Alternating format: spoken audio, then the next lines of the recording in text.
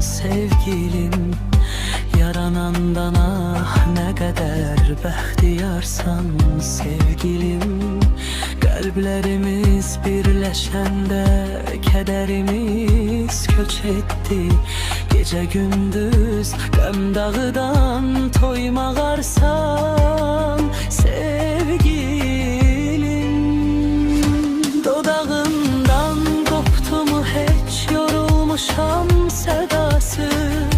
Dadıbsan mı ne dadılıdır ölmez eşkin sevdası. Gönüllerde gül açmasa var mı ömrün mənası.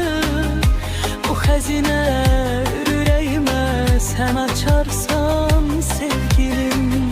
Sen olmasan ne kalbim var ne dostum ne hemdemim. Sen olmasan ölürlerdi məni derdim elemim. Sen olmasan ilham küsüp pas atardı kalemim.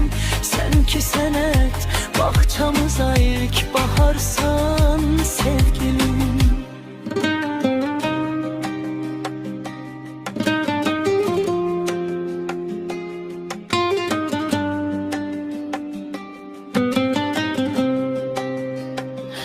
İller keçir, saç ağarır, qocalmayır kalbimiz.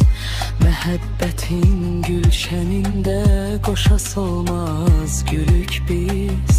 Qoy tükənməz eşkimizdən qüvvət alsın nəslimiz. Dərdə düşsə ürəyimi sen açarsan sevgilim. Harda görsəm gəm dağının sinəsindən dağlaram. İlk eşkimle yorulmadan deniz kimi çağlaram. Qurbaniyəm inan seni candan əziz saxlaram.